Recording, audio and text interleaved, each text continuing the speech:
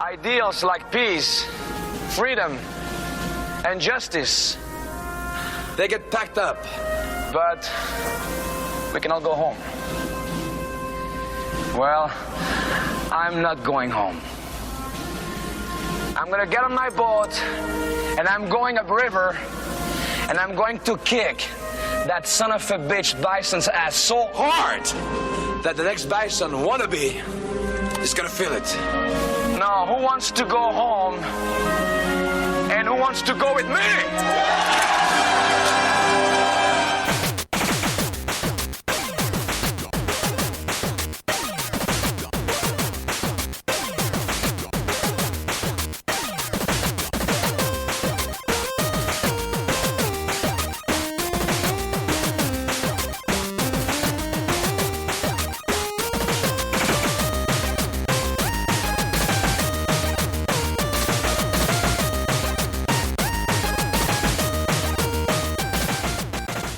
Welcome to the Rated G for Gamers podcast, episode 320. Before we start the show, we want to thank all of our wonderful fans who have supported us. And if you want to show support for the Rated G network, you can find us on Patreon at patreon.com/Rated for Gamers. You can also find us on YouTube, Twitter, Instagram, and Facebook at Rated G for Gamers. And finally, please rate and review us on iTunes and Spotify. We appreciate all the love. I'm your host, Dave Rotino, and this is my co-host, Dan, the podcaster formerly known as Classic Robinson. What's going on, man? It's E3 season. It's time, baby. Kind of. Well, kind of. E3 season. You gotta put those heavy quotation marks, those air quotes up. I know. Because I've always called it the Super Bowl of video game. But that's right. That's right. It's here. We're just gonna call it E3, even though E3 is officially canceled 2022. But it's kind of here because everybody has the big press conference. All right, you can call it Summer Game Fest because that's the branding over all of these presentations. So Geoff Keighley except for Xbox. Xbox is in Bethesda showcase. Oh, really? It didn't say Summer Games Fest at all? There's no Summer Games Fest at all. All right, they're doing their own thing. Okay. All right. Well, before we get into that, I just want to tell you, Dave. This is like what, our sixth E3 season, right? Yeah. Is it? Yeah. Is it? I think so. Right. Been a while. Yeah. I did something that you don't know. I don't even know what your thoughts are on it, but I'm just gonna tell you. I've converted. You know, I like name brand stuff, and I've had the Louis Vuitton wallet, the Coach wallet. Yeah, you're a name brand wallets that cost a lot of money. Yeah, you're a man of sophisticated taste. I understand. Yeah, well, you know, and I'm a man of tech as well. That's why I'm thinking about a Tesla. I'm thinking about, you know, I need to get a car. I'm thinking about to get a Tesla because I rode in two Teslas, and I got to be honest, I've been blown away. Okay. But I'm also a man of the Ridge wallet now. I got the Ridge wallet. Oh, not a sponsorship. Let's just say that right now. Not a sponsorship. You got the Ridge. And oh, boy. The Ridge keys. Okay. I'm all in, baby. Let's see. Wow. I just got it. Do you like it? I just got it today. So, I mean, you know, the form factor is smaller. All right. Mm-hmm. No one can copy my credit card information because of titanium right here. They got the technology. Turn it sideways real quick. I want to see how thick it is. Oh, there we go. Well, the thickness depends on how many cards you have. Oh, so you got to filled up with a couple. Okay. We can fit up to 16 cards. I think I have 9 right now, 9 and 10 cards right now. You know, you got my ID. Yeah, well, you gotta have that. So I have the Ridge wallet, and you know, you get the money clip on the outside. Yep. Yeah. Only because you can have the strap, which seems more secure. Except, I watched a review of someone who had the Ridge wallet for a year, and the strap seemed, you know, had a lot of wear and tear on it, and it was, you know, ripping up and stuff, and lint all in it, and it just didn't look right. So I was like, you know, I'm gonna get the money clip. So okay, not a lot of money if you're looking at the video portion, only like a couple of bucks. Come on, Dan. You gotta wrap a hundo around the outside. You gotta floss right now. Well, you know what? Unless they zoom in, they can't really tell. So it's a hundo right there. That one isn't $1. It's 100. There you go. So, I'm a Belroy man personally. It's a similar kind of wallet, but it's just like a leather little slip thing, right? And it's got a pocket in the middle and then 2 on the outside. But I'm all in on a Ridge. If you Nice. spend a little bit more money, you get the little pocket to have change. But who wants to have change? I was like, I don't want to have change. No, you can just keep that in your pocket, or just give it to somebody on the street and be generous. Yeah, Nobody's carrying around quarters and nickels. So I'm all in on a Ridge. This is day 1, right? So I'll keep you. I know this is not more. I know we're more video game centric and not tech centric, but I will keep you posted on how my Ridge wallet is faring. And so far, nice.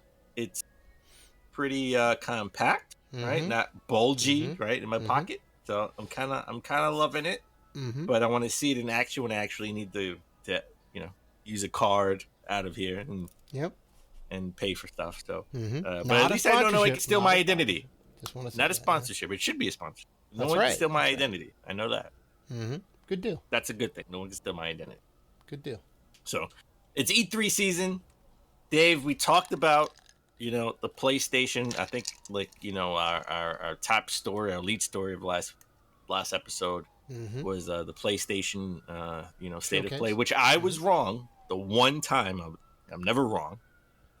You know what? The one time you admitted that you were wrong, yes. You were wrong many times. You know what? As I say, this is episode 320. I'm not wrong, but I'm not always right. So there we go. I'm never wrong, but I'm not always right. So that's what I'll say. Which means he'll never admit when he's wrong.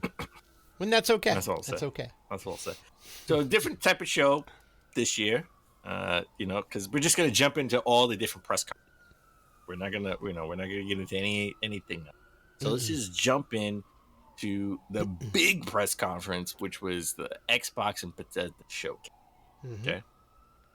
So I'm not gonna get into every single game ever announced because it's over 30 plus games and we got other showcases to get into. We're not gonna get into every single game. Big we're not gonna get into every single game from every single conference because we'll be here for like 3 hours and we definitely don't want that. But I want to highlight some of the major standouts to me. So the Xbox and Bethesda showcase, they started off with Redfall. And it was one of the games that they ended the sort of the E3 press conference from last year. Yep. And didn't I was get a lot of pretty info down on it. Yeah, I was pretty down on it last year because we only got a cinematic trailer, right? We didn't know what the game was. Yeah. Of a multiplayer game. But I got to be honest, I was really into what we saw. We saw actual gameplay. You're sort of in Boston, which is an island of some sort at this point for some reason, right? And you're stuck in Boston, and you're hunting vampires, right? And I think you can get up to 6 players on the team, if I'm not mistaken. 4 to 6, yeah, I think something like that. And it's essentially a looter shooter. So you run through the areas, you gain new weapons, you upgrade your characters, and I think they want you to do it co-op. They want you to get all your friends together and play. It's Destiny with vampires. Come on, let's just say that. Exactly. Now, I'm excited with a too. more cartoony aesthetic, not. Yeah. I'm excited too, but it really comes down to how much content and the variety of that content is really going to make or break the game. Because there's some games like The Division didn't have a lot of content, and it was a major grind fest. And that was kind of part of its downfall, I'm gonna shock you. You're gonna be surprised. I'm surprised myself. I was super into the gameplay, so I'm into this. I would get a team together. I would want to get a team together. I would want you and 2 other people to get like 4 people together. And we can easily do that. Yeah, we can easily do that. And hunt some vampires. Now, this is a Microsoft first party, right? They enveloped. I forget what the studio is who did this. Was it Arcane? It is Arcane. Arcane. So Arcane is doing this, owned by Microsoft. It will be on Games Pass, I believe, day 1, because it's an internal game. So I'm down to play. I'm down to play. Now, I'm down. Are they gonna do a physical for it? That's the question. I'm not gonna lie. I'm gonna tell you right now. If they do a physical for it, I will be pissed, and I am tweeting Phil Spencer right away, and I'll tell you why. This is a multiplayer game. Oh, Yep. Listen, get the camera on me, okay? Because I'm about to have a gamer groove. I'm about to vent. Okay. I'm pissed. Okay. If they have a physical for Redfall, that's asinine. Okay, that's asinine. I'll tell you why. This is a multiplayer game. This is a game that benefits mostly, if not entirely, from being on Games Pass, where we and you could just play and you don't have to buy the game right out, right? You have a physical for a game that's literally Destiny with vampires, but you don't have a physical for a single player game, which is Psychonauts 2, which was our game of the year last year, by the way, is asinine. Sorry. It's ridiculous. And a game that's essentially complete, Psychonauts, when a game like Redfall, which will never be complete because they're always adding new content, day one, there's going to be a patch, and it's going to have new content updates, whatever. Your disc is useless at that point. So, I understand. Your disc is useless for Forza Horizon, for Forza, right? Your disc is useless for Halo Infinite. Well, right? 90% of the games out there. Yeah. Yeah. Right? So it's useless for those two games. We have the physical just for posterity, just because we're collectors and we wanted the box. We don't need the physical. Exactly. Yeah. Why have a physical for Redfall? I would be pissed if they have a physical for Redfall and not Psychonauts 2. I'm just putting that out there. Mm-hmm. You better not have a physical. Oh boy. That's all I'm saying. Oh boy. That's all I'm saying. I already got my gamer brief ready. We're gonna get some nasty DMs from Phil in our inbox. This is gonna be great. All right. So the shock of the night, well, the shock of the show, right? People thought this was canceled or would be at the Nintendo Direct, which, by the way, is rumored for June 29th. Heavily rumored. Mm-hmm. So, keep a lookout for that. I would put money on that. We got Hollow Knight Silk Song. We thought it was canceled. People thought it was canceled. We heard anything about this, and that's because Microsoft has the marketing, and it will be Game Pass day one. I didn't think it was canceled. I'm happy to see it. We still didn't get a release date, though. So I know. Still didn't get a release date. What? So it's a tease. But it's a giant tease. But you know what? They started the show saying that everything being shown will be released within the next 12 months. So between now and next E3 season, that's true. Everything will be released. So we don't have a lot of people didn't. We know. Yeah, a lot of people didn't see that. So we know it will be released within the next year. So, if it's not coming this fall, it's definitely coming next spring, and it's probably not finished yet. Right? They still got to make some polish, so they're not committing to a date, but they know that it'll be released. By the latest, beginning of next summer. Right, and that's something awesome. Let's not forget 30 some odd games within a year. So by this time next year, all of these games will be out, unless some crazy thing happens. That means, we're gonna get. I don't want to spoil the other games that are there, but there's a reason we didn't see some games in the showcase, because they're like, no, we want to focus on games that are coming out soon. Either for the holiday or Christmas too, or by summer. At the beginning of the showcase, when they sort of prefaced that and said these are games that are coming out within the next year, I was like, there goes Perfect Dark, and there goes one of the best franchises in video games history, Fable, no matter what Dave says. Yeah, you know what? I ain't crying that there was no Fable in the showcase. It can kick rocks. Shut up. It can kick rocks. Whatever. You know what? Fable doesn't love you either. Okay. Yeah, it's fine. It's fine. It's mutual. The next one of the next highlights I want to say, we got the next Plague Tale game, right? Requiem. We knew that was in development. That wasn't anything surprise, but seeing gameplay and seeing that it's going to come out in the next year, that was a surprise. I do have the first one on Xbox. I haven't played it, but I do know sort of what it's about.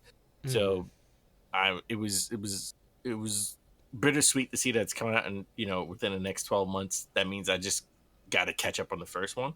You got time, Dan. You got time. I got time. I know I got time. It looked good though. I was kind of hyped.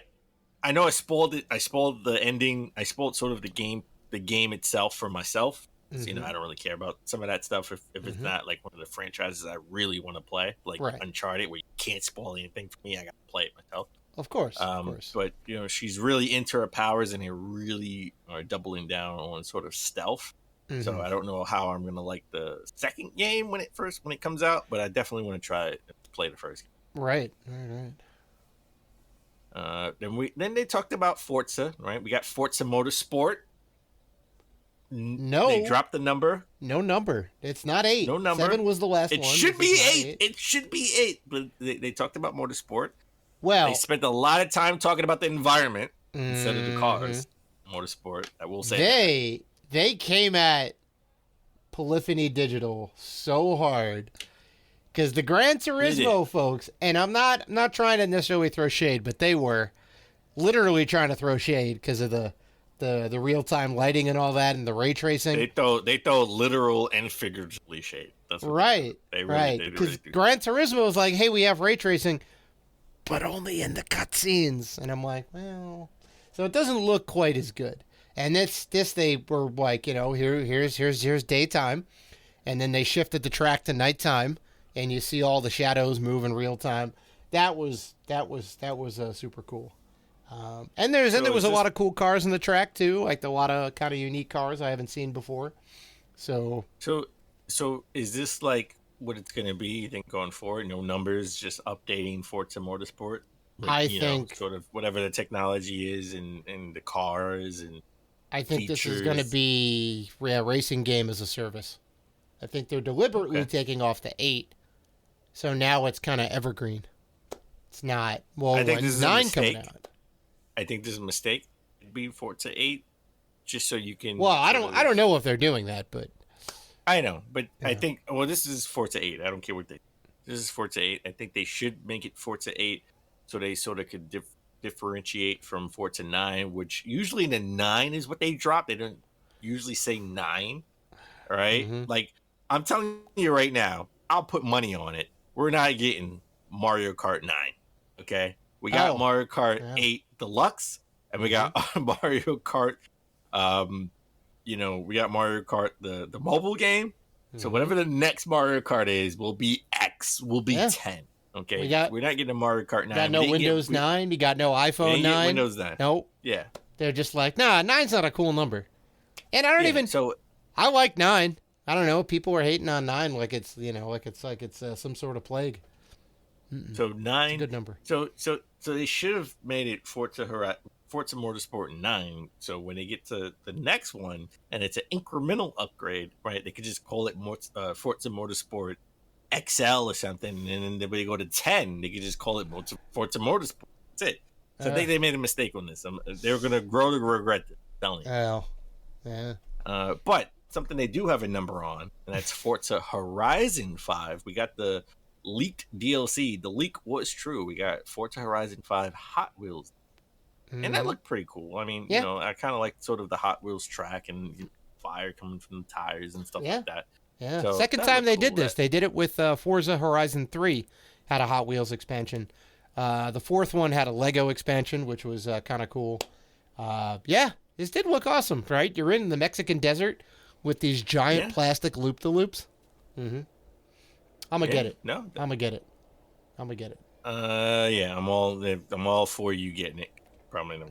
I'm gonna get it. It's great, man. Then I didn't know this. This is something I didn't know.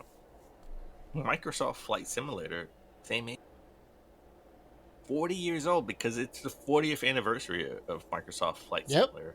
Yep, That's came out in 1982 for the IBM PC. Yep. I didn't even know Microsoft was that old. Microsoft's been around since the 70s. Yeah. So I thought Bill Gates made this in his college dorm room back in like the mid 80s, or I could be confusing him with Dell, because I know Dell was in the college dorm room. Probably Dell. Yes. Okay. Well, we got that, and they got a Halo. You're in the Pelican sort of, connection. So that's kind of cool where you play in the Pelican. I want to know how that kind of plays out. I would get into this. Now, this is going to be on, Games Pass. So I would definitely get into that. Yep. That's kind of cool. Something that I thought people would be more excited for, and looking at the internet or listening to different podcasts. The major podcasts, IGN, Polygon, all those guys, they're pretty down on this, and that's Overwatch 2, and I don't know why. Right?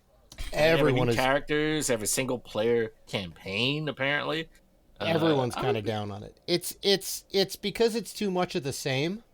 We'll see how the single player plays out. We know nothing about it. We just know that they're building it. So who knows? Okay. It could just be missions. It could be a full-fledged story. I don't know.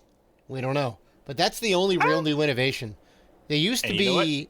That's the only thing I need. The only thing I need. It was but like it could be like. So I'll take it.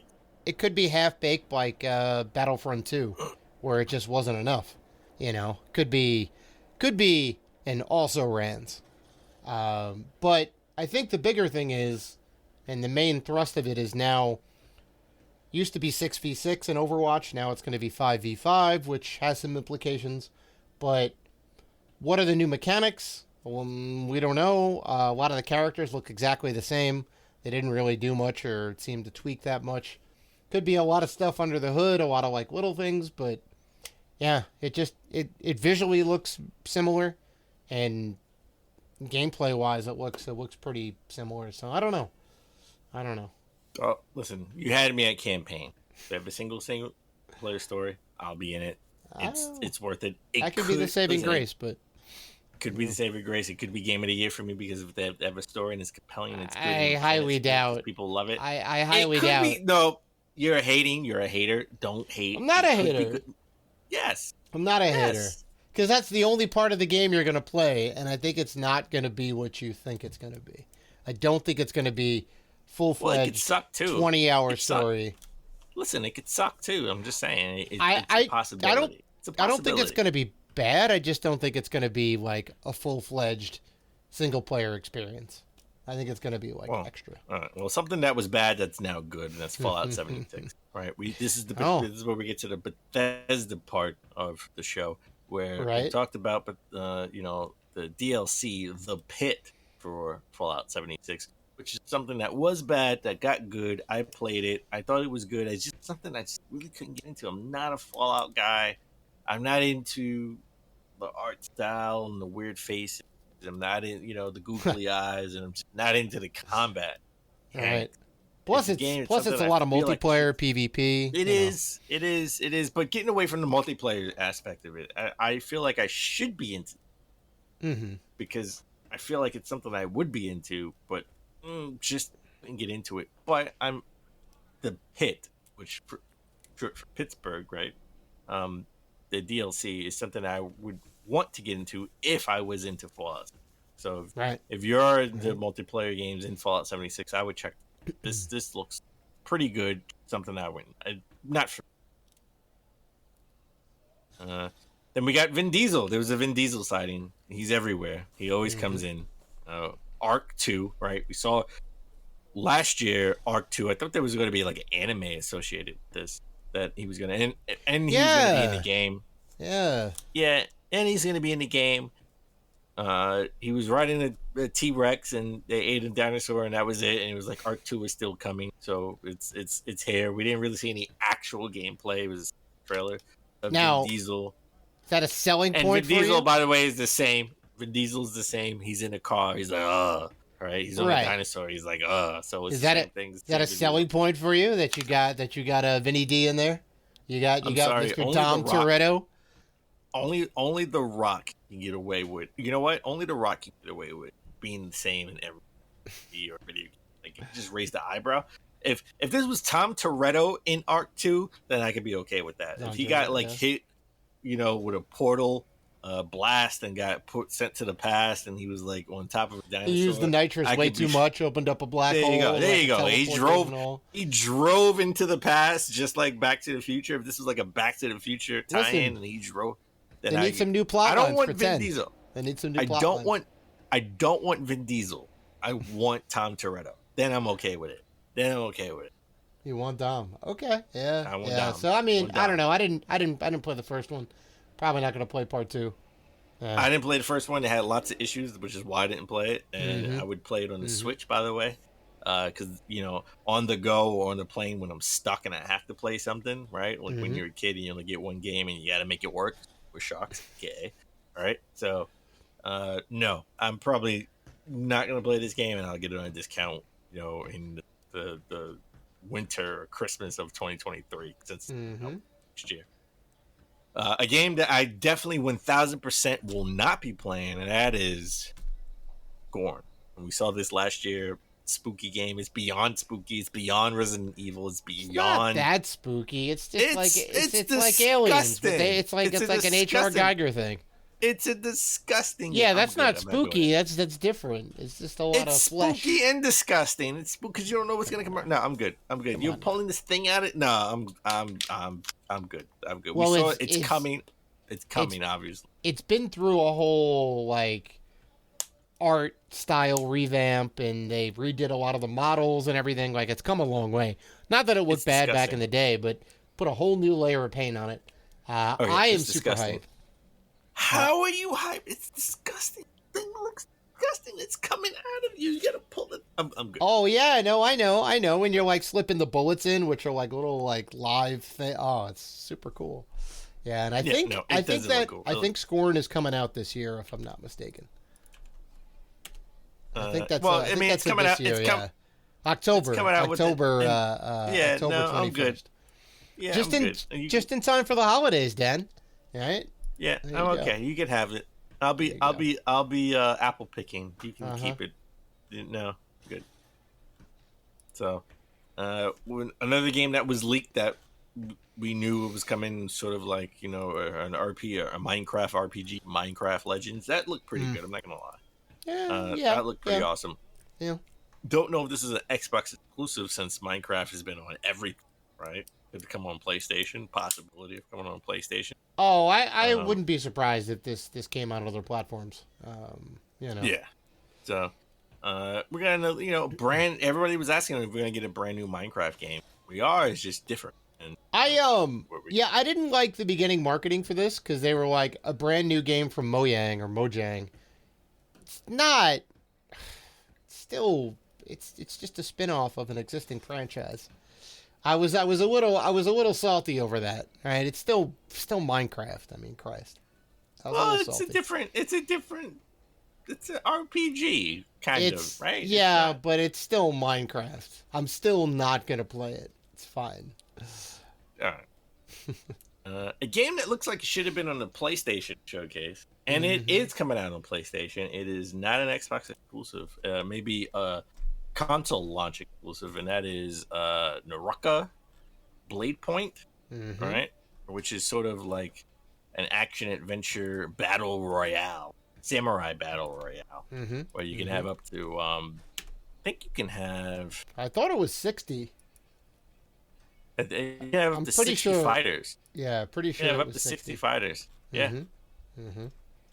So it's just kind of cool. I don't think we've seen a samurai battle royale game necessarily. AAA battle royale samurai game. Yeah, I think this is coming to Game Pass too. So this is something where it should come to Game Pass, right? It should come to Game Pass. It should come to PlayStation Plus Premium tier, which just started, by the way. I haven't. We'll talk about that next week. We'll get into that, but this is something. When you have like a battle royale game, this is where it makes sense where it's coming Games Pass. And not have a physical edition, unlike Psychonauts 2. I'm not off for that. I'm sorry. I keep saying. He's still salty, folks.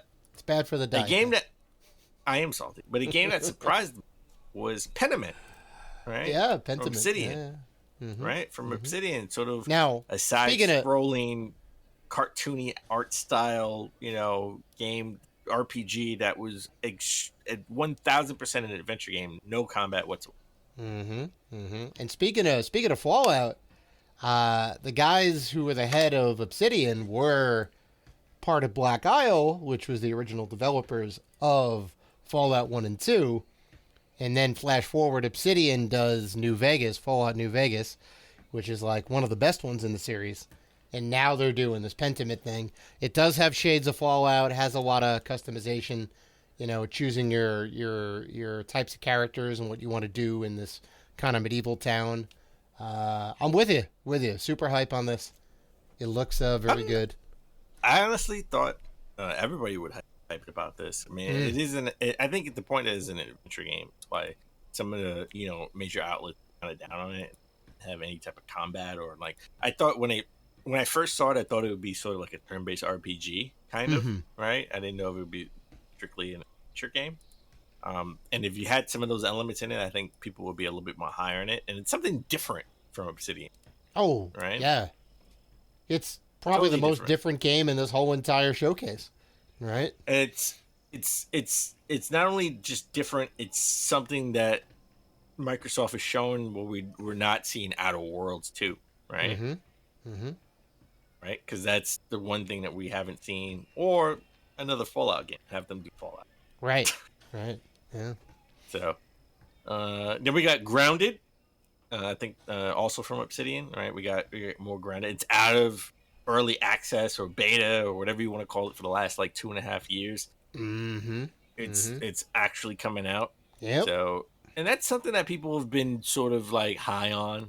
Oh, it's Honey, I Shrunk the Kids multiplayer game. I mean, it's essentially what it is. Yep. It's a great and conceit. I dig the art. I dig the art style. I dig the concept. I dig everything about it. But it's not something to play. It's no Redfall. Redfall got me. Kind of. I really. So, moving on. A game that will be first party at some point next summer, but right now it's not first party. So I guarantee you this is coming out on all platforms. That's Diablo 4. Yeah. All right, we got gameplay of this. Definitely coming out. Obviously this will be on Games Pass. We got the new class, the Necromancer. So that makes 5. I will play as the Necromancer. 5 playable classes. Okay. I'll play as the Necromancer. Raise the dead over bring here. people back from the dead. Yeah. Dave, if you die, I'll bring you back. Dan the Occult Robinson. There you go. Love it. There you go. Love it. Yeah, we're definitely gonna have to play. It's gonna be a good time. I'm interested in this. I'm interested. Something that I know you're not interested in, that I think you should be. And I think you should give it a chance. Jesus. We should play it. Is Sea of Thieves. And look, they have a new DLC, Captains of Adventure. I'm glad they're still supporting it. It's free on Games Pass. We can customize the things we have on our ship. Come on. Ship customization should have been in there from day one, Dan. This is a 3-year-old game.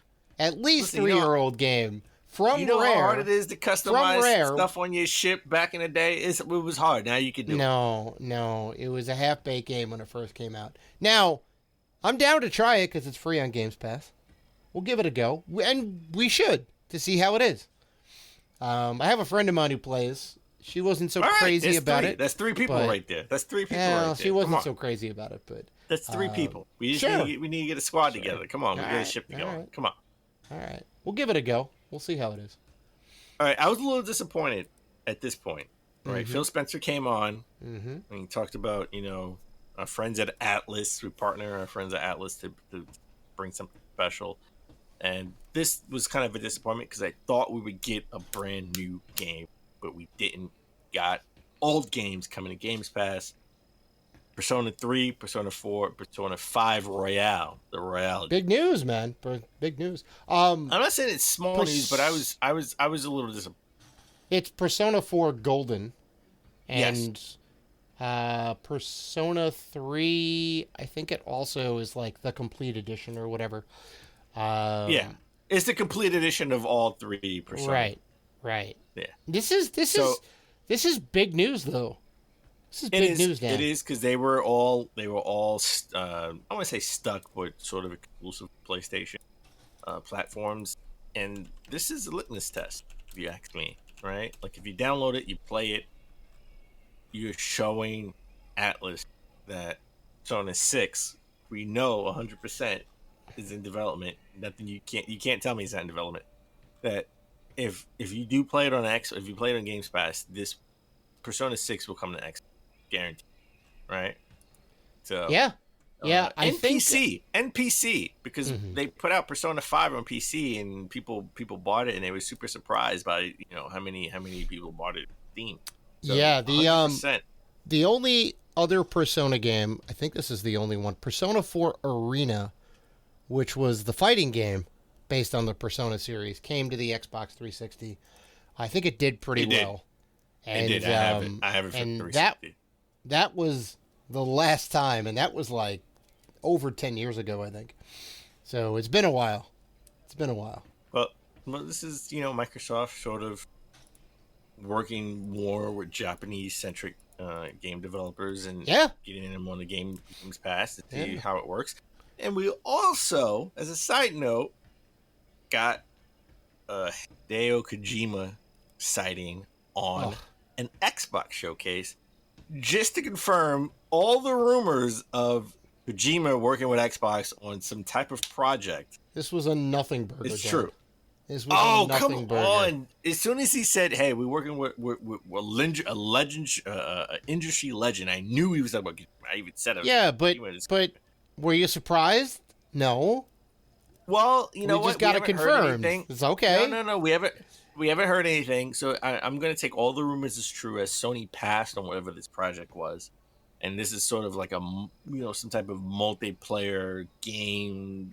Crazy idea that it's gonna Kojima has in his head. Yeah, it's relying heavily on Xbox's cloud technology, their streaming and whatever else. Oh, it's gonna have a big online component, even more so, I'm gonna say, than Death Stranding. I will say, you know what this is. I'm gonna tell you what I already know. You don't have to tell me. I know this. This is Death Stranding 2. You actually deliver packages. That's what you actually deliver packages.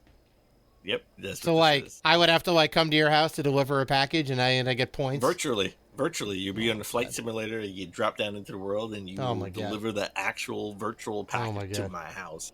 And that's that. You know what? That's what this is. That's what this is going to be. I will Death say, Stranding 2. It's going to be. You know what? It's going to be a subtitle. It's going to be Death Stranding 2. No matter what, the package will get delivered. That's what it's going to be. God. I will say. Hey, you know what the gameplay is going to be? Getting through traffic. Oh my God!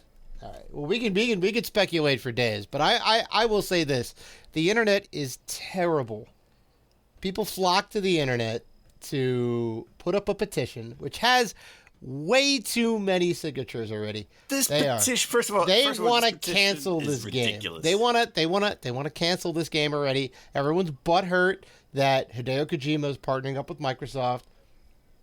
He's not beholden to anybody. He's a third-party developer. He didn't do anything wrong. Microsoft said, Sony already passed on it, so that's on Sony. Microsoft said, okay, come to the table. We got you. Let's see how well Microsoft does with that, since they actually canceled, Scalebound. Look good. They're not gonna. No. If they're gonna go through all the trouble to get Hideo Kojima involved, they want this game to come out. They're gonna let the man do what the man does best, put out some wacky shit, and it's gonna be great. Could be game of the year. Could be game of the year again. Yeah, whatever. Yeah. We'll see. I doubt that, but we see. actually get the package delivered. That's gonna be the subtitle. Oh my God.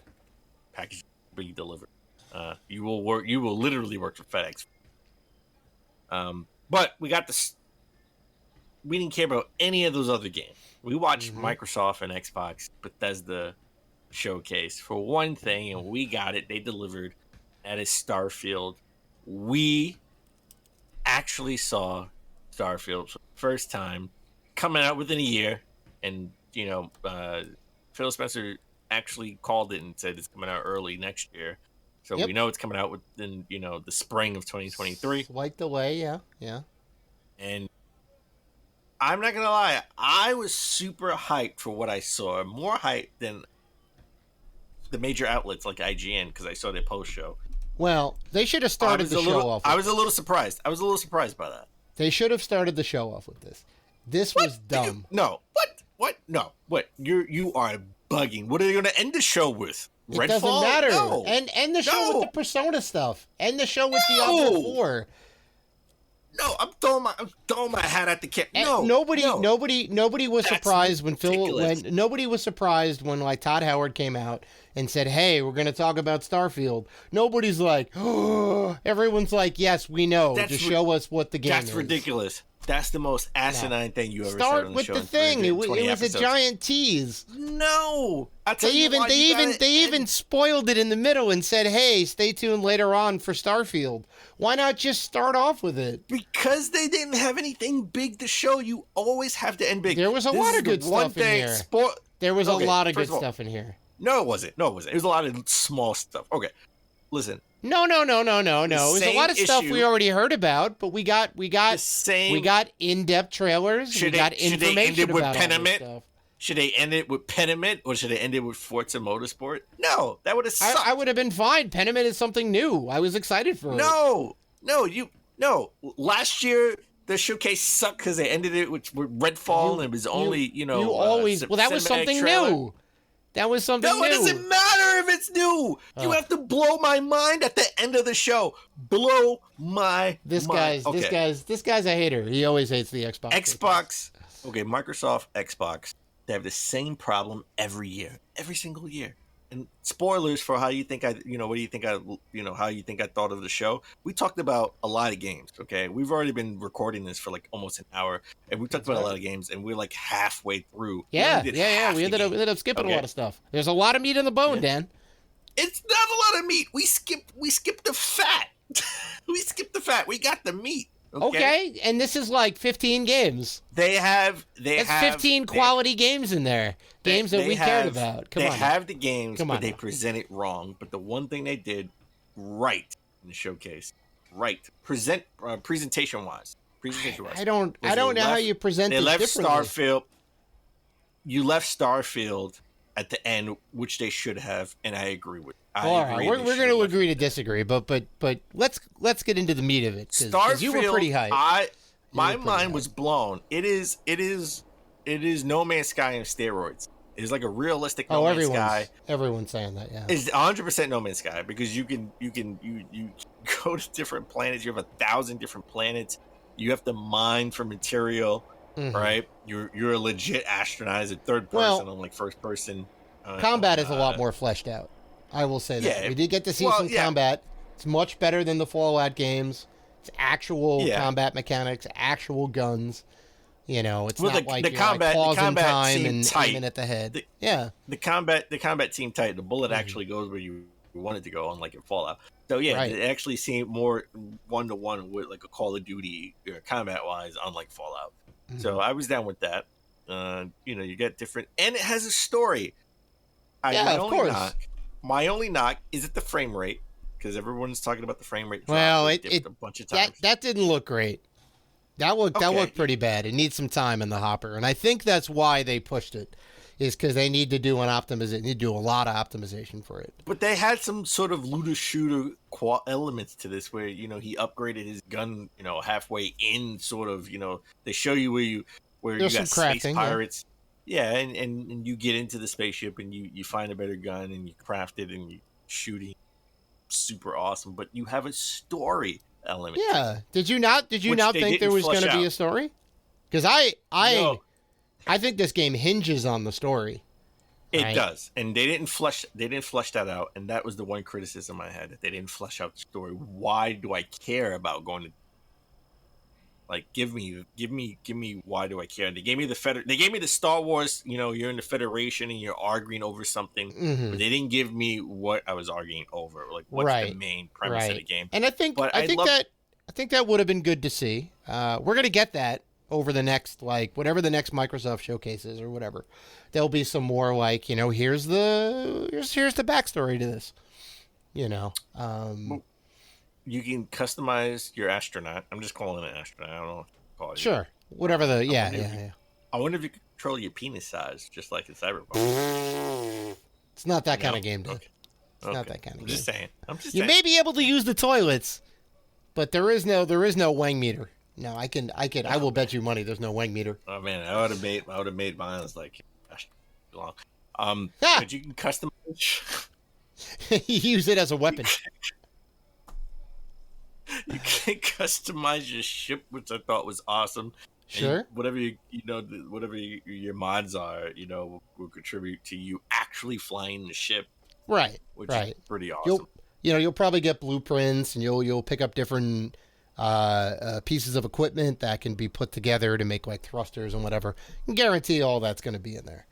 Yeah. The thing that so the thing that really gets me about it is, and there's kind of a lot of unknowns, is they said like 1,000 planets. I think they said specifically 1,000 planets, which is good because you want to get the feeling of space. You want to get the feeling of the kind of the vastness of the universe, right? You know, you can't just say, here's a really big planet, a la like Skyrim or Fallout, because it's not why you're in space. You're in space so you can fly around to different planets and all that, right? So now you have 1,000 different planets to craft. Okay. I can guarantee you they're not going to put all the same love into every planet, right? There's going to be a handful of planets that are like, that look super cool and have a lot of detail to them and a lot of places where you can go. And I think there's going to be a lot of just like mining planets that'll just be kind of like whatever. Because I don't think they have the time, the manpower, and the money to do all that. Would take forever. You don't think they have the money? They're bought by Microsoft. They don't have the Have time. the money. They don't have the time. They have the money. They don't have the time. They don't have the time to do that. So Dave, this is going to be Death Stranding in space, except for you're not going to deliver packages. Well, a lot of Death Stranding is just running around the countryside. Okay. Well, so you're gonna have that on an epic scale. And it was still a game of the year, and it was still. Well, I don't think this is gonna. It was interesting terrain or whatever that you went on, but it was all crafted, you know. But there were no like major landmarks. It was just mountains and hills, and like here's a snow area. Well, they're gonna upgrade. They're gonna upgrade this game. They're gonna have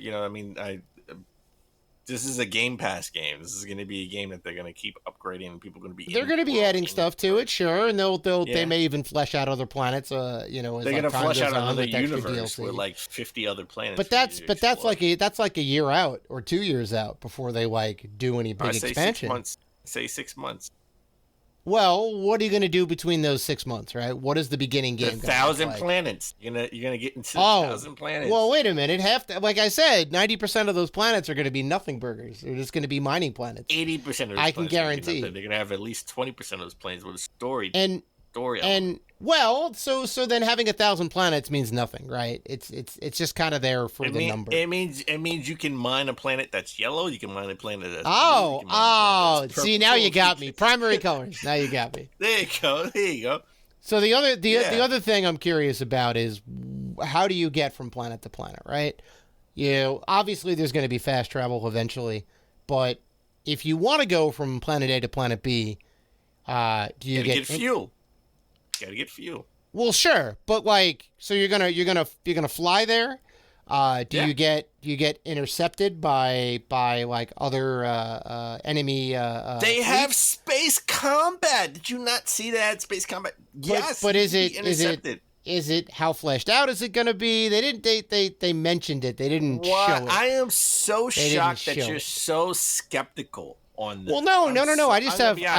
I have questions, Dan, because they didn't answer any of those, and it could be very boring, right? Listen, I have questions about Tesla, but I believe in Tesla about electric cars. Yes. Yeah, but you're not gonna buy the game until you know those answers, right? You're not gonna buy the car until you know those answers. No, you're gonna go and you're gonna test drive it. You're gonna go. Pre-order the game. What about this? I'm gonna pre-order the Tesla. You know why? Because you can't buy it right now because they can't manufacture enough, so I got to pre-order it for next year or a year and a half or 2 years. But you've ridden in a car, you know how it feels, you know the features of it. You don't just go in blind on it. Yeah, I've seen a trailer. You're right. I've seen a trailer. I rode in it, which is essentially a trailer. I don't know how it feels. Well, look. I'm just saying we've seen this before. No Man's Sky, big shoes to fill. No Man's Sky didn't have Cyberpunk. No Man's Sky, big shoes to fill. No Man's Sky. Lots of games. The Division, big shoes to fill, fell short. No Man's Sky didn't have the story element. No Man's Sky didn't have the space combat. No Man's Sky didn't. Yeah, they had a lot of things they promised that weren't in there. They didn't have the customization. These are 3 things that I believe in Bethesda. I believe in Bethesda. But it was also really boring. boring though. That's the whole thing. Every planet looked the same. All right, No so they Man's have a Sky similar didn't- problem. Yeah, but if you put a story in No Man's Sky, if you put combat in No Man's Sky, if you put space combat in No Man's Sky, it makes it more The exciting. critical path is probably going to be great, but I feel like there's going to be a lot of fluff. And it's I think you're way off on hard. this. Well, I mean, it's hard because you want it to be big because it's space.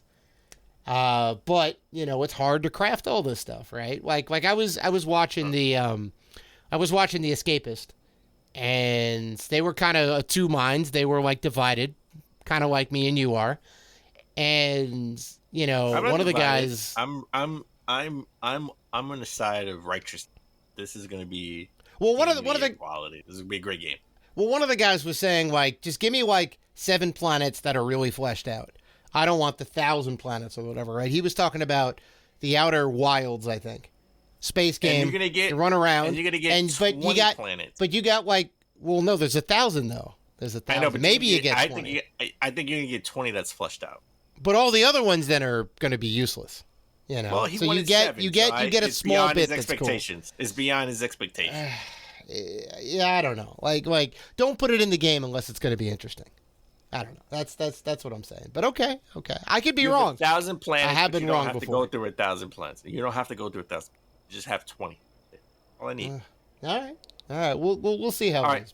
So if you had to rate the Xbox showcase or Xbox and Bethesda showcase between 5 stars or the Dave scale, what would you give it? Well, I mean, on the Dave scale, it's fantastic, but the Dave scale doesn't go that granular, so I'm going to give it like a B+. Wow. Well, look. They had a hell of a ton of games. They always do. I know, which is great because you want to have content. All these games are coming out within the year. We got info on a lot of these games. Nothing was really a surprise besides like Pentiment and a handful of other ones. But we got concrete games. We got concrete release window. Everything's coming out within the year. We got Hollow Knight, which was a big surprise, and we got to see what Starfield was all about. I thought it was good. Wasn't a lot of big bombshell surprises, I'll give you that, which is why it's not an A. But I thought the content was good. I'll say that. All right, so I'm going to be honest, and I'm going to give it 3 out of 5. And Starfield, so like a C. That's a C. Starfield saved it. All right? Okay. Just getting a bunch of games and just showcasing it willy-nilly. It's not willy-nilly. Never is willy-nilly. It was organized. No, it wasn't. It was organized poorly. Okay? You say that every year, Dan. That's impossible. And every year they keep doing the same thing. God. Oh my Sony does it better. Nintendo does it better. Devolver Digital does it better. I mean, come on. Devolver Digital had like 4 games. And they did a better presentation. They had Suda 51 as a robot for 90% of it.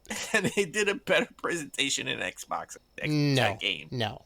Just they only had 4 games against the wall. They only had 4 games, and you only cared about one of them. And they had like 30 games, and you cared about 15 of them. They have a much better track record. I cared about maybe 5. No. Throwing games against the wall and seeing if it sticks is not the way to do it. They need help. Well, you didn't. Okay. Not liking the content is one thing, but I thought there was a lot. You have to present it. How you present it. Steve Jobs showed us how you present something mattered. Okay, it mattered. Sure, but at the end of the day, your product's got to be solid. So you're saying the presentation was bad, and you're also saying the product wasn't that good. No one. You're saying both. You're saying both. Wants to besides buy, Starfield. No one wants to buy the product if you don't present it in the interest. Sorry, it's just the way it is. Well, yeah, but I mean, as soon as you buy it and it's not good, but you're saying both are bad, I think is what you're saying. I'm saying they just had games and threw it against the wall and see what sticks. No, don't do that. They could have cut like 10 to 12 of those games. I don't care about having 30 plus 50. Give me quality. Well, what if they were all games you cared about? Would it be an A then? No. You have to show it in a certain way. I give it a B for the actual content, but you got to show it in. You got to show it in an interest. That's why Devolver Digital made our list to go over the showcase. So I would give it a B. I'll give it a B. I'll give it. It was 3 out of 5. So we're on the same page. I gave it a B plus. You gave it. Oh, you upped it to a B though. You had it at C. B minus. B minus. Oh, B minus. So it's like a 80, 81. Okay. They got an 80. They barely hit 80. Jesus. Okay. All right. Before that, we had Geoff Keighley's Summer Games Fest. Right. Mm-hmm. The Summer Game Fest. His presentation. These because everything was branded Summer Games Fest. Game Fest. Game Fest. Not Games Fest. Right. And I'm not gonna lie, I enjoyed it more than an Xbox Bethesda. Okay. I did because he presented it in a different way, and I kind of like the way he presented it, even though there was only one new thing in this whole thing, so or two. Well, maybe. let's jump into it. So again, we're not gonna get into every game. We're gonna go through the highlights. So we did see.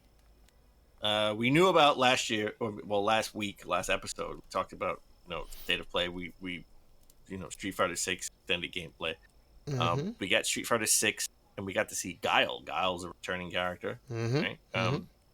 I thought that was cool, right? Like, we got to see Guile. Guile, one of my favorite characters, one of the OG characters from the original game. He's part of the original 8 of the World Warriors, yeah. Yeah, played by Van Damme, and if you listen to our show, we right, listen to the intro of the show, yeah, right? Right. It's funny. So, you get the Austrian to play the American, who fights the Colombian or the Thai. I think he's Thai. Thai. Yeah. He's Thai. To fight the Thai that is drug kind of lord. Funny. This was definitely cool.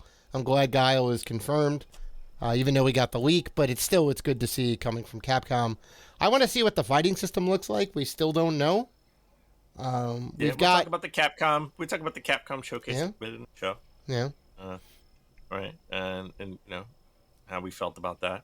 Mm-hmm. Also, we got an extended gameplay trailer of Callisto Protocol, or as I call it, the new Dead Space.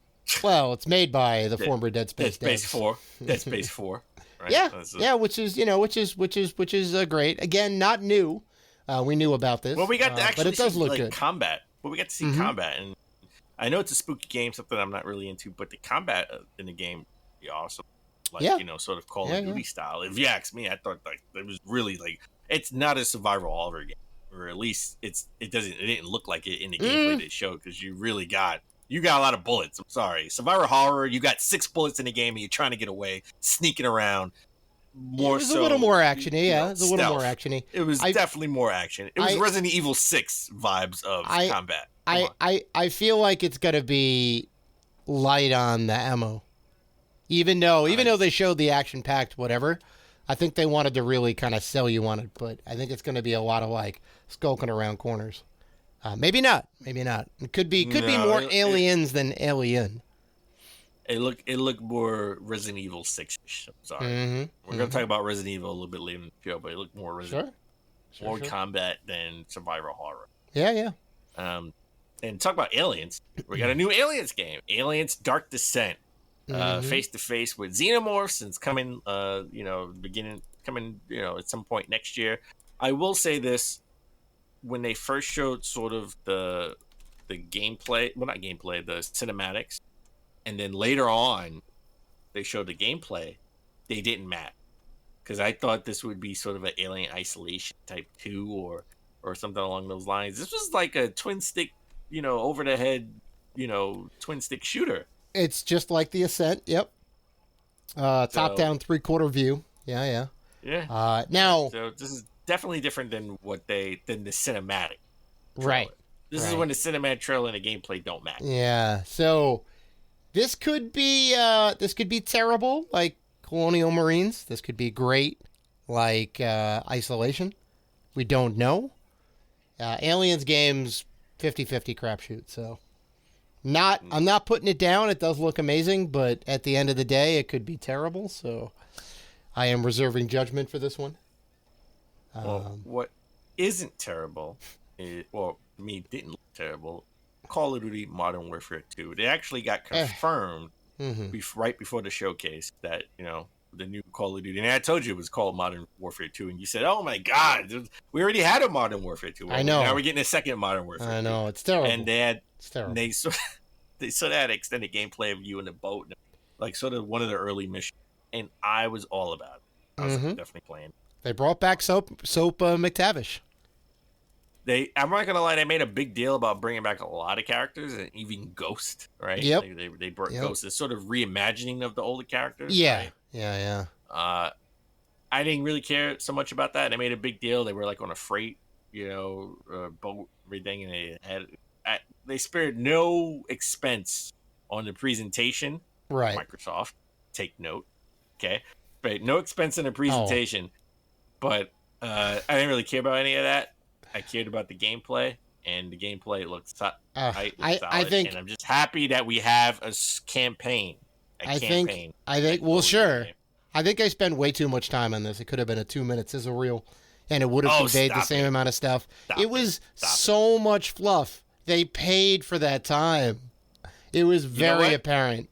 They had him come out and talk about Soap and Ghost, and I'm like, all right, dude. You know what? You could put that in a 2-minute sizzle reel. It's Call of Duty. It's going to be the same game. It's always good. I'm so happy Microsoft or Activision Blizzard, they can teach them about presentation. It was a lot. It was a lot for something that we knew was coming. It could have been a 2-minute sizzle reel. No. They can teach them about presentation. That's all I'm saying. It's too much.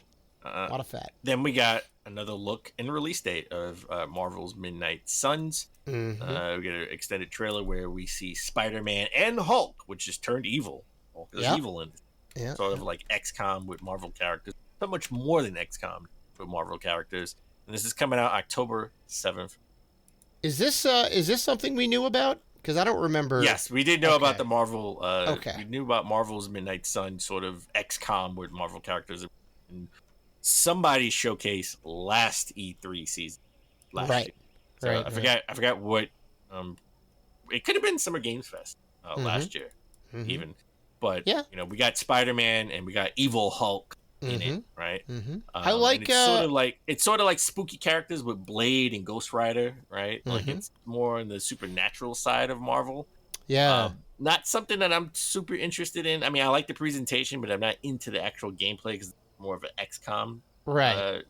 Type of. Well, I'm into that 100%, and I'm into the cross section of characters because it's not. It seems like. Right, they're doing the supernatural thing and all that, but they're like kind of cutting between a bunch of different factions, right?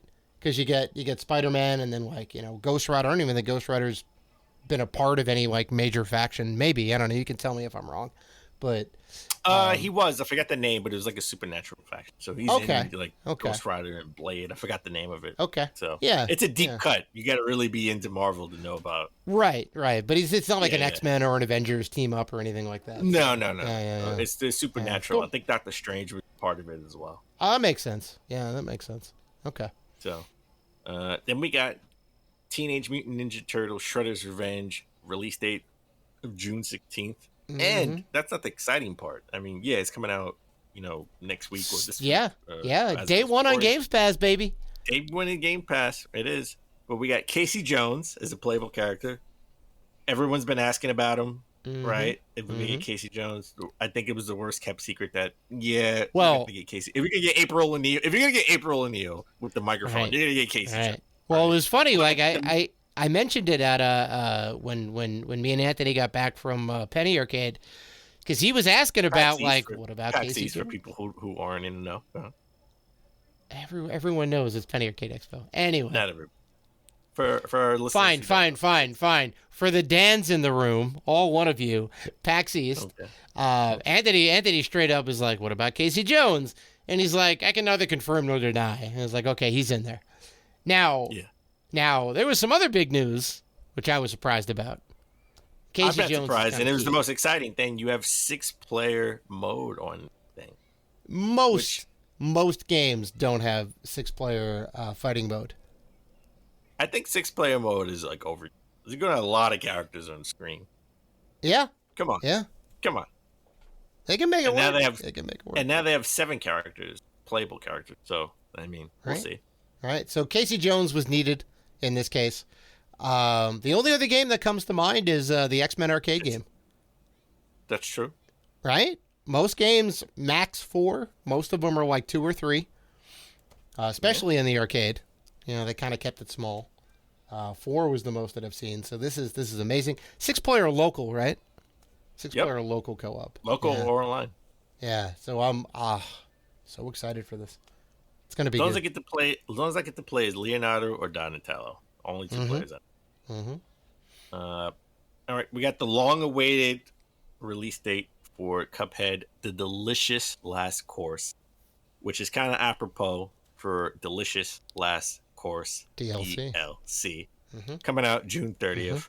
Hopefully, once it's released, we can get the physical edition that they keep promising us. All right, for the Xbox and for the Switch. That's the only thing I care about. Limited Run said was the holdup. They wanted to have the complete version, and then they would put it out. Or maybe Microsoft was saying that. Somebody was saying Microsoft they wanted to wait. I wouldn't be surprised if Limited Run actually did it. Right. We're going to talk about Limited Run next, actually. So then we got something that was so weird.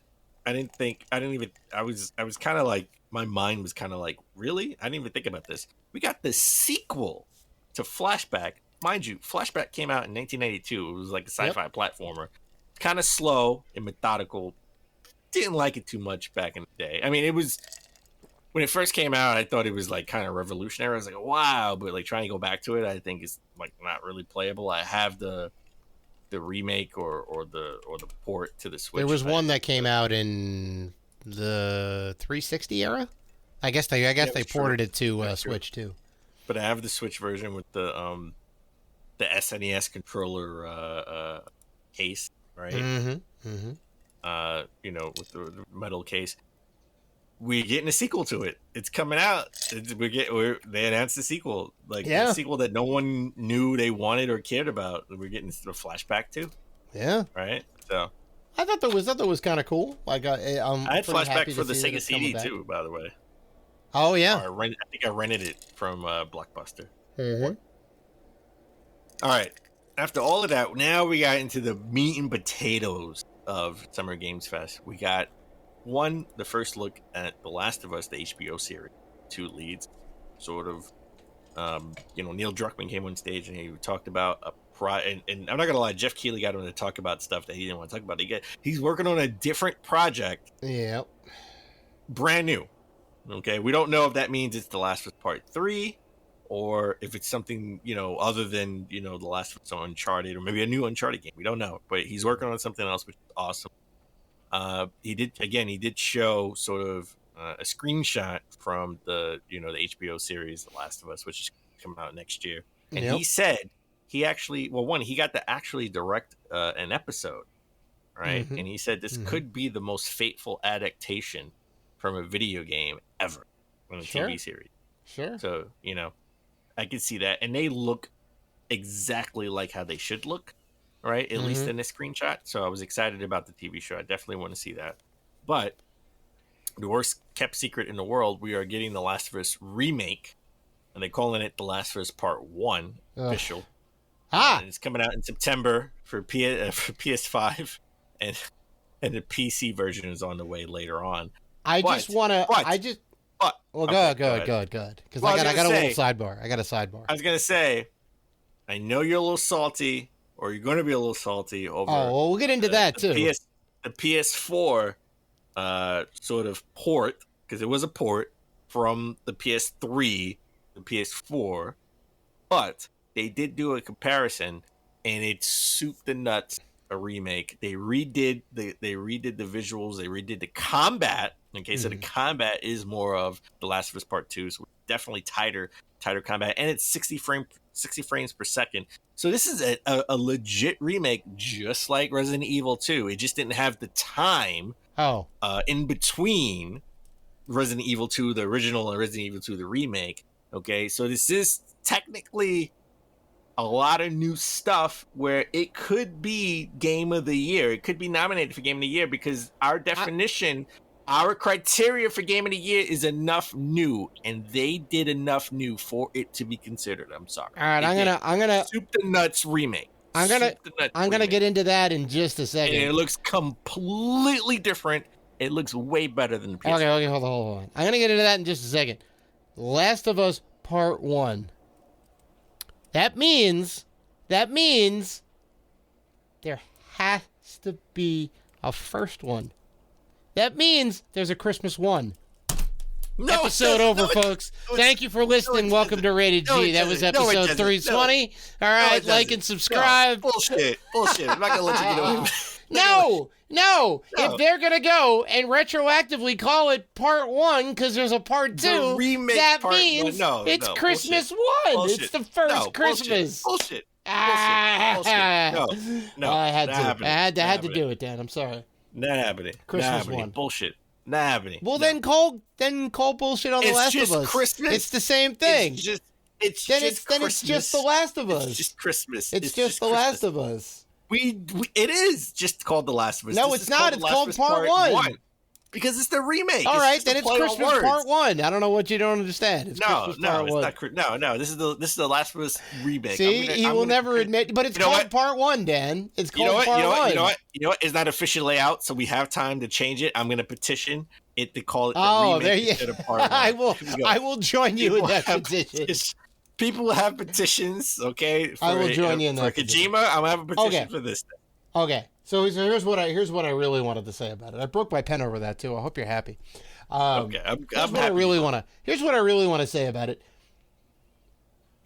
It looks beautiful. They're going to revamp the combat. Amazing. Hold on. They're going to revamp the combat, which was sorely lacking in the first one. It's fine, but the remake was important. Remaster. I'm sorry, The Last of Us remaster. It came out on PS4. It was a remaster. Was highly important because PS3 is incompatible. Can't play PS3 games anywhere else unless you want to get an emulator on your PC, and that's really a recent thing, and that's not an official way to play the game, and that also comes with a bunch of whatever. So it was necessary to get it, and they did it pretty quickly. All right, it was a title that was at the end of the PS3 life cycle. I think it came out in 2013. Came out in June of 2013. There you go. And I think it came out 2016 or 2015 was the remaster. 2015. Okay. 2 years later, it was just a remaster. But it was important because it moved it to the PS4. That's how I played it because I didn't own a PS3 until way later, and I still don't even have mine hooked up. So, but games that are on the PS3. Wrong. It came out a year later. It came out July 29th, 2014. So it came out a year later. Okay. Well, it's further strengthening my point, right? Because there was no other way to play the PS3 version unless you hooked up a PS3. So for them to move it to the PS4 was important. The game looked great on the PS3. It looked even better on the PS4 because there was some enhancements to it. Remaster. Yeah. Still looks great. It looked great at the time. It looks great now. This new one, unnecessary. No way. Yes. No yes. way. You're gonna make me throw my hat. I know you love this game franchise. It's unnecessary, Dan. It's almost a decade since its original release. Almost a decade. Yeah, but it still looks great. It still plays great. No, it doesn't. It doesn't look. It looks nothing like Part 2. This looks like Part 2. But it still holds up. May not be as pretty as Part 2. You are completely wrong. It does not hold up at all. It does not hold up. This makes it hold up. So you didn't say anything about this game. You didn't say we didn't need a remake or whatever. Now we need the remake. We didn't need a remake of Resident Evil 2. We didn't need a remake of Resident Evil 4. No, we didn't. Night and day difference. Night and day difference. It's a night and day difference with this. It's Resident Evil 2 does not hold up. It is a complete revamp of the controls, of the graphics. Evil 2. Get out of here. You can play Resident Evil 2. With the tank controls? No. Yes, People purposely don't play it because the controls are so You can play the divisive. original Resident Evil 2, and Resident Evil 3. Yes, you can. This is a complete remake. No, they definitely don't hold The up. Last of Us. They have long load times. They have terrible polygon graphics. It's all pixelated. Okay, right? well, you know and what? I'm not saying they're bad. I'm not saying they're bad. All right, the graphics for the remaster aren't as good as the graphics on this on Part 1. They're in HD 1080p though. They look fine. All right, well you can play the Resident Evil 2 in HD. You can play Resident No, Evil you 2, the can't. original. Well, in now H- you in can, HD. but you couldn't back. No, you couldn't. There was no like upscaling. Well, not back then because we didn't have HD. HD didn't exist back then, but now you can play the The original in HD, go on remaster, your PC. I'm sorry, the remake of Resident Evil 2 allowed that to happen. That was necessary. You can play it in. No. I'm not You trying got to. 60 frames per second. That's 60 great. frames per second. That's great. The combat That's is great. tighter, and it looks way better. Well, the combat like, is fixed because the combat was not great in the first one. Okay, well then you just proved my point. It's not playable. You But can't play the first one because it's not playable. I It's didn't not say playable. it wasn't playable. I said that's not the reason that. It was saying broken. that's not. The combat was broken. No, I'm saying that's not the reason people play it. People play it If for you the fix story. something, that means it was broken. If something was fixed, that means it was broken. It wasn't broken. It's just It was not. broken. It wasn't. It wasn't the shining part of that. People were playing it for the story. Story's great. Now you can beyond the story. You could play it for the visuals. You could play it for the combat. It's still the old one still looks great. The old one still looks great. It doesn't look as good. It doesn't look as good. I'm not. That's not what I'm saying. I'm saying it still looks great. Necessary evil. I think you're completely wrong. Necessary evil. Wait a minute. This was necessary. So what you're saying is, I would rather have a Last of Us remake than have Part 1. Than have the new Uncharted come out like a year early. Yes.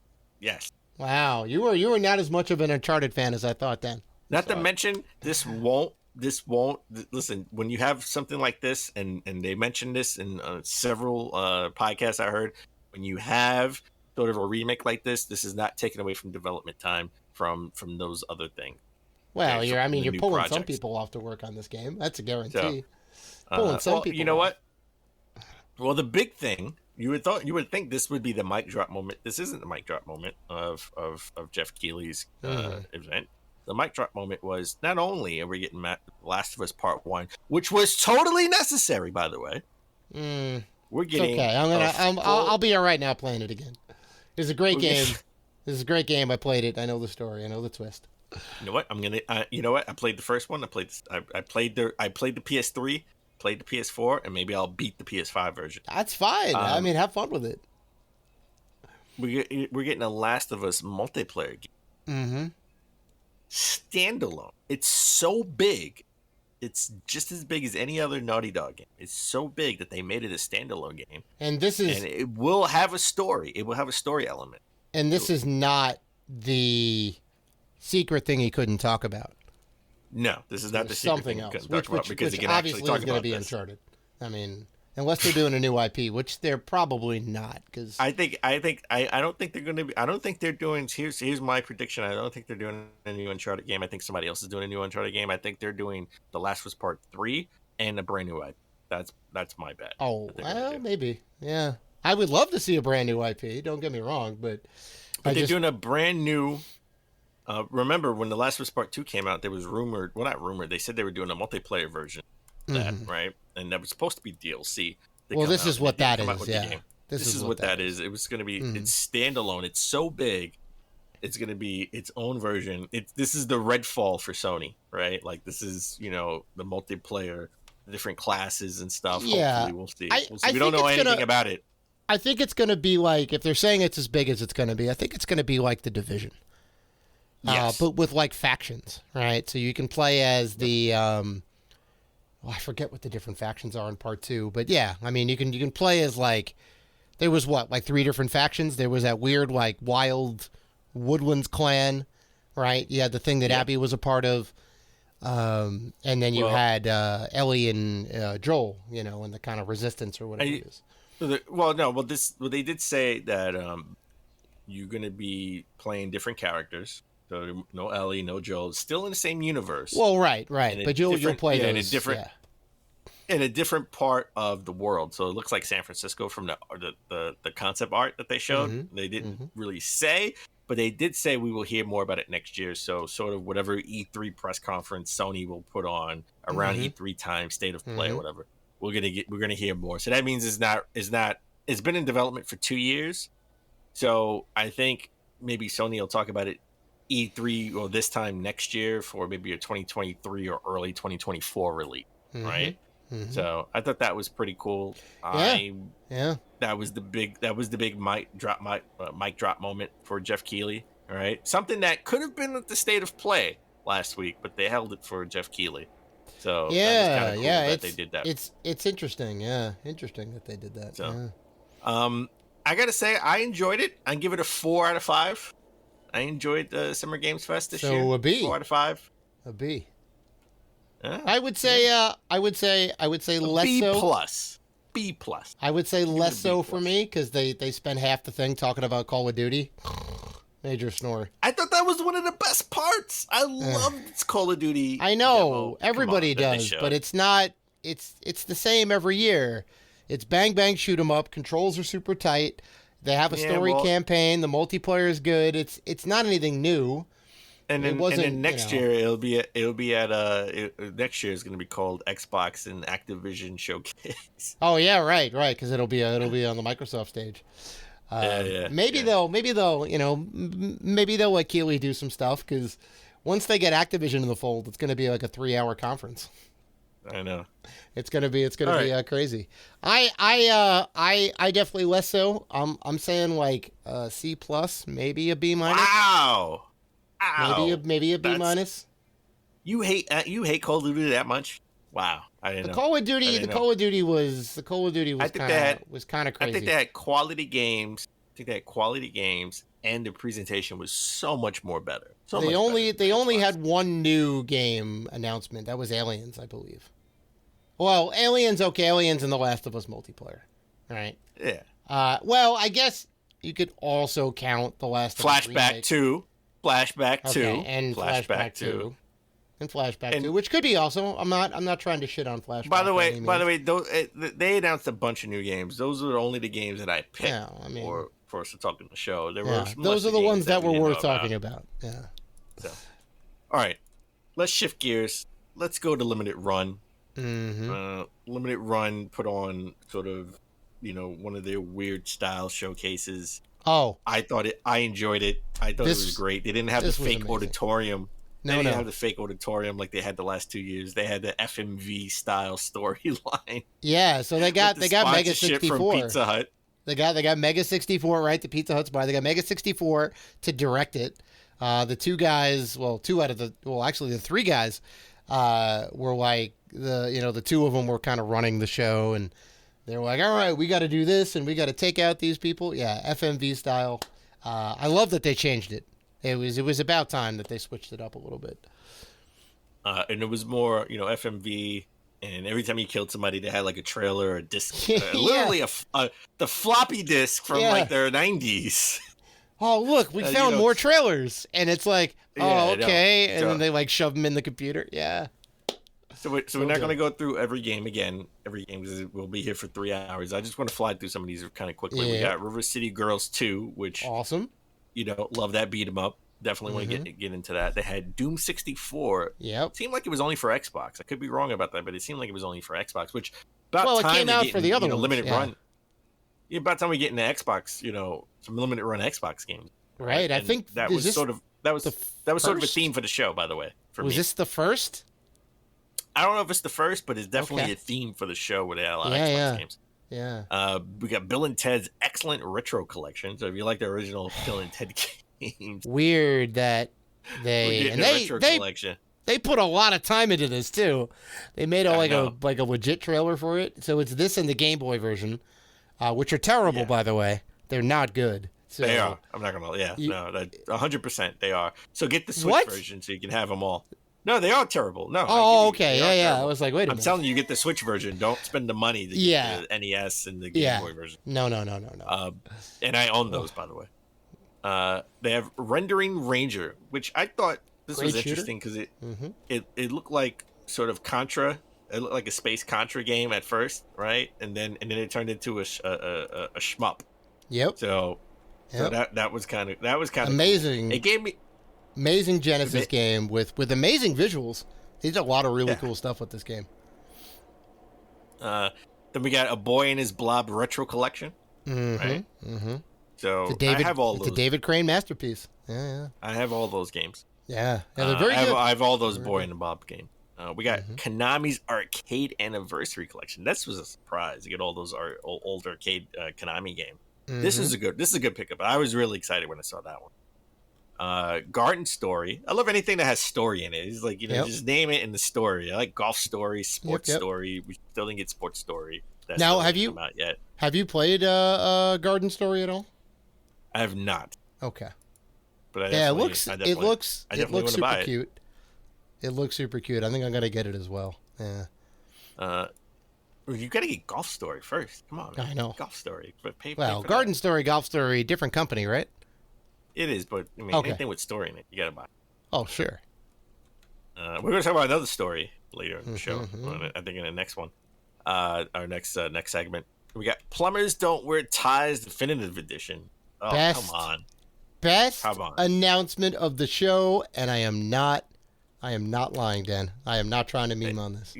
You are lying because it wasn't. I rolled my eyes when I saw this. This game has so little gameplay in it.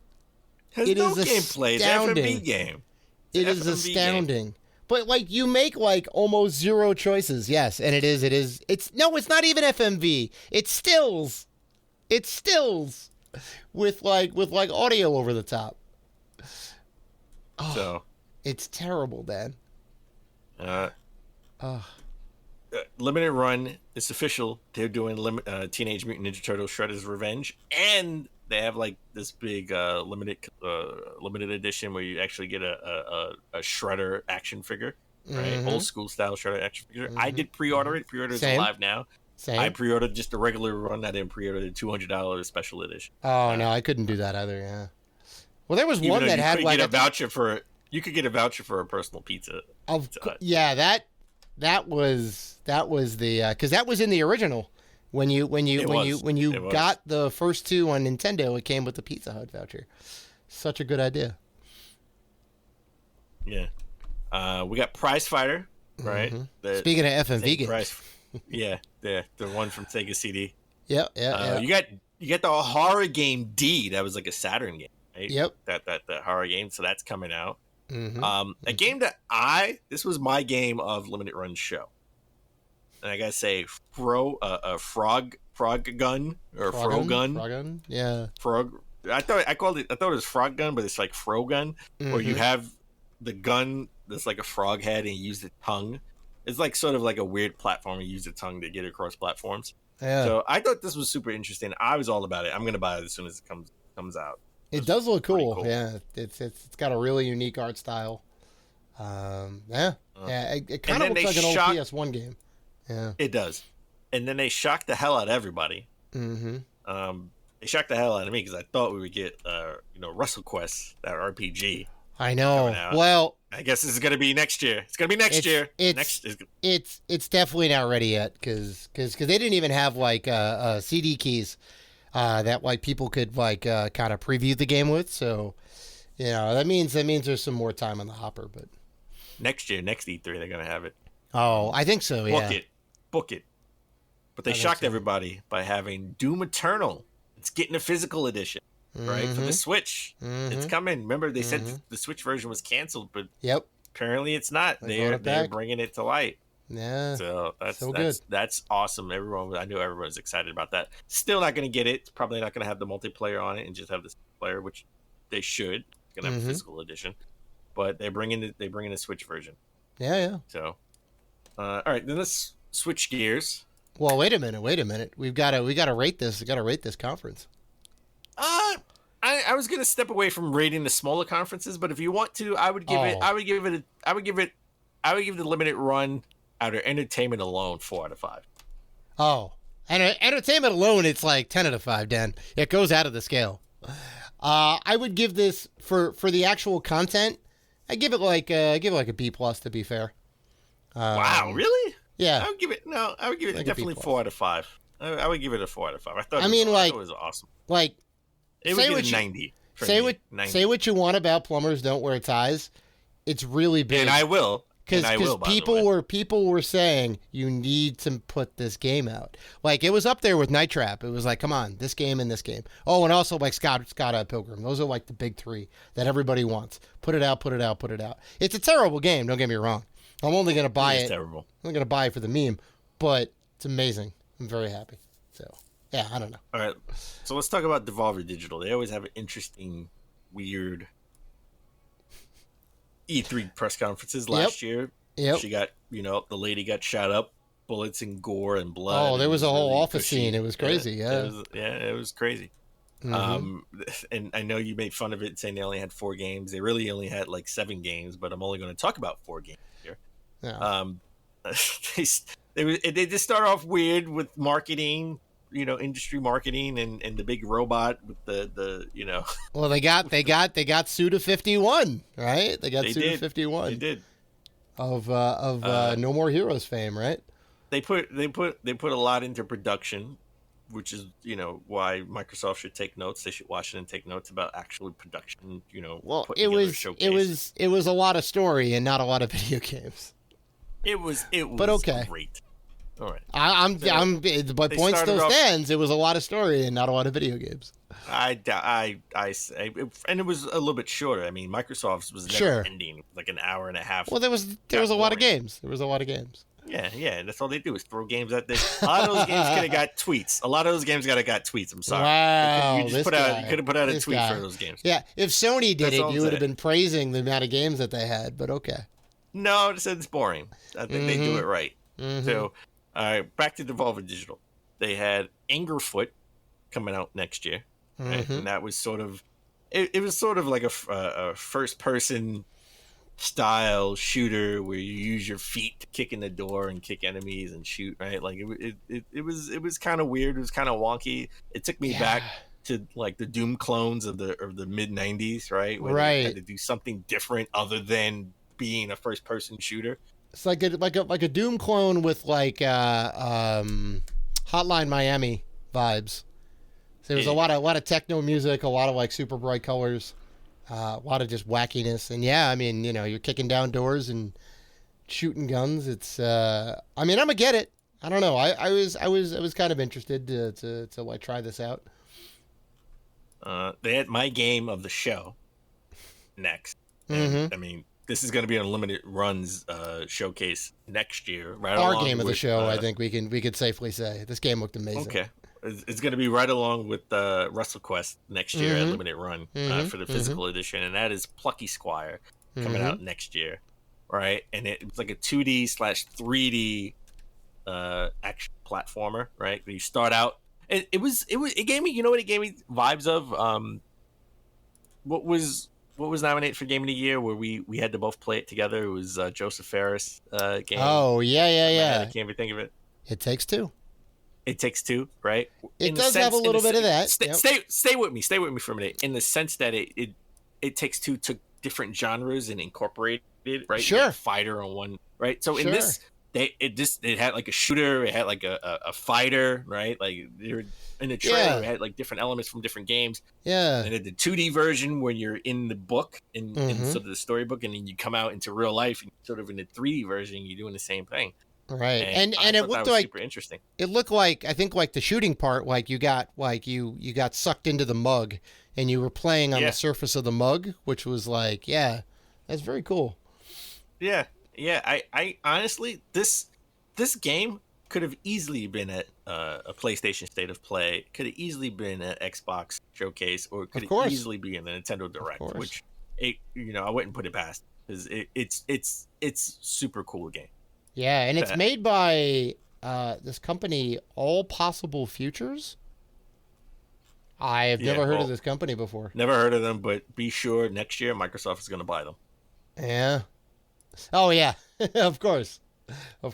So then we got a game that's coming out August 11th. That is Cult of Lamb, which was like a wacky, weird, Lamb / Zelda top-down Zelda game, because this is what it gave me vibes of, right? And it was just a quirky game where instead of Link, you're playing as like some weird lamb. That caught my attention. Yeah, that caught my attention. I was like, okay, I'm cool with that. Yeah. And then anything with story in it, I'm kind of into now. And we got Skate Story, which was like some crazy. It's not like a top-down game. like all the other story games. It was more of not isometric. I can't even think of the word, but it was more. Well, it's like behind the skater, third person. Yeah, I mean, it felt like Skate, like EA Skate a little bit, but you play as like a crystallized being or whatever that has to like skate around hell or some sort of like weird underworld. So the designs look good, the aesthetic looked pretty good. Look pretty cool. Hopefully the mechanics are tight. Hopefully it's not another skateboard situation, which was terrible. Oh, come on. You still Dude, it's still terrible. I'm sorry. I wanted to really like that game, but just not that great. All right, so let's talk our last showcase. Let's talk about Capcom. We waited this long to record because we wanted to cover the Capcom case because we thought we would get some good stuff out of it. Not so much, but I know you want to rate the showcase. Devolver Digital. Well, sure, give it a number. Give it a number or value. I'll give it a 4 out of 5 for me. Entertainment. Give it a B. It was very entertainment. It was very entertaining. And they had quality games. Angerfoot was a good game. Skate Story caught my attention. Cult of Lamb was definitely caught my attention. I think Plucky Squire caught is my game. Plucky Squire could be my game of like the showcase? All the showcases. You know what? I may have to agree with you, Dan. Yeah, out of all the showcases, Plucky Squire. Because it was definitely the highlight of this one. It was a new IP. Interesting from mechanics. A new studio that we never heard of from before. A new studio. Yeah, it's got all the ingredients. It's what you want to see at E3. I'd also give it a B. 4 out of 5. I'd also give it a B. Yeah, very entertaining. Had a good narrative to it. Not a lot of games, but the quality was there. Sure, quality was there. Okay. All right, so let's get to Capcom. Easily the worst showcase out of all the showcases. Well, hold on. Let's preface it by saying I'm gonna say it now. That's fine, but we have to preface it with they didn't, and they said this ahead of time. No new information. We're gonna give you in-depth, deep dive looks at stuff that you've already heard about. So you have to know that going in, and you have to grade that accordingly. So you're not going to be you're not going to be surprised. You didn't have to even have a press conference then. Just to show it at Microsoft and Bethesda. Just split it. No, but they didn't have any. You already said the Microsoft one had too many games. It was way too long. Split it. You know what? One more Where game. Where does it go? One more game. Can't go into Geoff Keighley's thing because half of it was Modern Warfare 2. Yes, you would have had to cut Modern Warfare 2. No, it wasn't. It was not half. It was not. It was like half. It was half the thing. You could have sliced this down and gave more information at the state of play. You wouldn't have had and gave something to Xbox. Well, you wouldn't have had the deep dives, even though they weren't that deep of a dive. You could have gave some. You wouldn't have had info about it like that. All right, so you know what? I'm gonna go through. I left like one or two things out of here, but I'm gonna go through some of this stuff and tell you where it should have been. All right, so that's what we're gonna do. So we had Monster Hunter Rise Sunbreak expansion, okay, and we got a lot of details about it, and we're getting a demo for an expansion. Let that sink in. Let that sink in. We're getting a demo for an expansion, not a game, an expansion. Okay, that's what you want to hear. That's big news. I'm not gonna play but that's great for everybody who wants to play the. And it would have been great for Geoff Keighley to have it at some point in Summer Games Fest. And then you would have said it was too long. There's too much info. I mean, come on. You can't have it both ways. I wouldn't have cared. Oh, now it's like, he could have thrown it in there. It's fine. He could have thrown stuff in there. We had. You want to talk about half the showcase talking about Modern Warfare 2? Half this showcase was talking about Exo Primal. I was all about this. I'm excited for this game now. What? This is what this whole showcase is about, Dan, is the deep dive. They had a showcase only to show Exo Primal. That's what this showcase was about. And that's fine. They weren't showing anything new. They were going in depth. It's Division meets Dino Crisis. Just Geoff Keighley could have showed this, or you could have just tweeted this out. You wouldn't have had the deep dive on it. We got all the info on the game modes. We got all the suits. We got a little bit about the story. I was hyped for it. I was like, okay, because I knew there's no new info necessarily. I didn't care about this. I didn't care about this at all. I understand that. I understand that, but it was good content. We got a deep dive on it. You know what? It's a multiplayer game. Make a deal with Microsoft, put it on Games Pass, and let them do it. It would have got lost in the shuffle of the other 30 games. So, you would have had a minute. You would have had a minute to show this trailer, and that would have been it. Show 5 minutes of it. It doesn't matter. You want to talk about a minute? They spent less than a minute talking about, guess what, Street Fighter 6? We're going to have another announcement later in the year. Yeah, that I was upset about. Because, this is the time to tell us about some more characters and tell us about the fighting mechanics, right? Is there parries? Are there supers? Are there EX moves? This is what I want to know. V-triggers? So we didn't get anything new about that, so that obviously could have been cut out. Yeah, that was a dud. That was a dud. Then we got into the Resident Evil portion of this, which could have just been shown at the State of Play, by the way. We got Resident Evil stuff. Well, the first part was a dud. We got Resident Evil 4 Remake extended gameplay trailer, which they could have just showed at State of Play. It didn't go far enough. Because you just saw Leon walking up to the town, and that was about it. And then you saw Ashley on a train. There's nothing. Resident Evil Village's mercenaries mode, right? Where you can play as the big giant lady, right? The big monster. Among other things, you can also play as Heisenberg, and there was a third character you could play as too. I think you could play as the daughter, which is awesome. You could have put that in the State of Play, right? That no. So the all of this like village stuff was, I don't know. I thought it belonged here. Because it was the third person mode, and it was the new mode with the daughter, which you get to play as, which is a whole new thing. That was awesome. All this extra content. I mean, you get to play Resident Evil in third person. I mean, that's the main Resident Evil Village in third person. That's the main thing. Yeah. You get Resident Evil 2 Remake, Resident Evil 3 Remake, and Resident Evil 7 free next-gen upgrades available now. See? Could have just said that with Geoff Keighley. You're right. That was just like a 2-second thing. But Sony, listen up. This is how you do next gen. You don't charge people for it, all right? And everybody else, when they did Ghost of Tsushima and Remedy when they did Control. This is how you do it. Free next-gen upgrades. All right? The only game on PS4, free next-gen upgrades. Pay $10. Come on, don't be... Or give it away for free like Capcom's doing. Why would I give And Capcom isn't as big as Sony. Capcom isn't as big as Sony. Why are we giving it away? Because, pay $10. Because you already paid for the game. It's compatible with next gen. Throw it out there. Play the version that you paid for, and if you want the upgrade, pay $10. They're nickel and diming. It costs them money. It costs them money to upgrade it. I'm sorry. I'm pro developer. It costs them money to upgrade it. You got to pay for it. I don't want things for free. It's not a soup to nuts. It's not a soup to nuts remake. It's just some. It's an upgrade. Next gen enhanced visuals. It's not. It's not the same as The Last of Us 2. It's different. Oh, part 1. So it's Last of Us part 1 or whatever it is. Not the same. which is soup to nuts. So it deserved. It was necessary. No. That I understand paying $60 for, but the next gen upgrades. I mean, these games. Resident Evil 3 just came out. It just came out last year. So basically, part 1 was necessary. Thank you.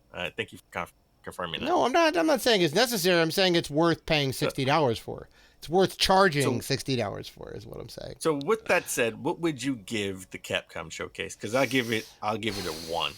A 1? No, it wasn't that bad. Out of 5? 1 out of 5. Well, terrible. I mean, you also I know we're kind of crunching on time and whatnot, but there was also the Dragon's Dogma retrospective, which was nothing. It was an anniversary. It was the it was nothing. Anniversary. It was nothing. And they had no new information. They also said stay tuned for that. So that's going to come out. Yeah, later this week, stay tuned for a video, which is a retrospective. There's no new game coming out. Was a nothing burger. So I'm not going to be as harsh because the Exoprimal deep dive I thought was cool, and the Resident Evil Village stuff was cool. So I give it like a C. Should have showed it. It's right in the middle. I give it a C. No. I give it a C. They got a complete F. It was for failure to show me anything interesting. This guy. It wasn't great. It wasn't great. I give it like a C, maybe like a C minus. They should have had more Street Fighter 6 stuff. The Dragon's Dogma thing was weird. And they should have had more Resident Evil 4 remake information. Because everyone's hype about it. It up. They should have just divided it up and gave some to Microsoft, gave most of it to Geoff Keighley. Wait. Sony's State of Play. You can't complain that there was way too much stuff in Microsoft's thing. This would have got lost in the shuffle, and you would have just given it. You would have just given it like a D plus. You know what? So it can't go in the Microsoft showcase. It can. You hated it. You said it was bad presentation and there was too much content. The Resident Evil 4 stuff they could have just kept with Sony. The other Resident Evil stuff give to Geoff Keighley. Okay, right? Sure. And Monster Hunter give to Geoff Keighley, and Exo Primal multiplayer game give that to Microsoft because they like that would have got no. You wouldn't have got all the deep dive on it. You wouldn't have got all the info. Exo Primal was the one they did right, I thought. Cut 2 minutes from the 7-minute presentation. It was like a 10-minute presentation. They went in deep on it. Cut 3 minutes. Give 7 minutes to Microsoft. No. Microsoft already had way too much. No way. Yeah, they did. So you admit they had way too much. I like that. I'm just saying what you're saying, Dan. You said it. We said it was too long, too much content, so they can't have. You know what? 7 more minutes of a game I didn't care about wouldn't have made a difference. Oh, I see. So okay, you know, Capcom had a weird showcase. Definitely the weirdest showcase. It was kind of weird, but I knew that going in. I knew it was just going to be deep dives, and that's why I give them a 1. Some of it wasn't a deep dive. So, with that said, to end all of these E3 presentations, it's official. ESRB has said that E3 will be back next year, 2023, in person and sort of online. I can't wait. I can't wait to hear more about it. I know everybody but Sony is going to be involved. Everybody but Sony is going to be involved. I guess. I mean, did they confirm that? No, but I mean, everybody but Sony is going to be involved. Sony has been involved since 2018. I think 2018 was the last time they were involved. So they stepped out in 2019. Right. So I wouldn't think anything different about that. So I think everybody would be back except for Sony. And I can't wait. And the reason why I'm excited about it, it's really not for the in-person thing. That's more for the devs to collaborate and the industry people to sort of, connect. Right. We won't be there.